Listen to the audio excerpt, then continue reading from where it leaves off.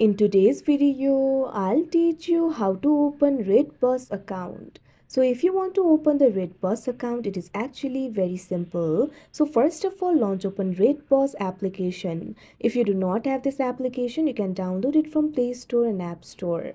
You can see over here RedBus application has been opened. Initially, you'll be led to the home interface. So tap on this option, My Account, that you can see at the bottom right corner of your screen.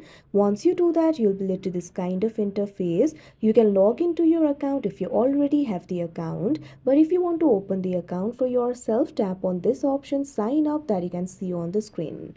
Now once you do that, you'll be able to sign up for your account. You'll be able to sign up with a mobile number. In order to sign up with the mobile number, simply first of all select the country code. After you do that, enter the mobile number over here. After you do that, tap on this option, get OTP, and you'll be able to get the OTP. Upon verifying, your account will be created. If you want to create the account with Google, tap on this option, sign in with Google, that you can see on the screen.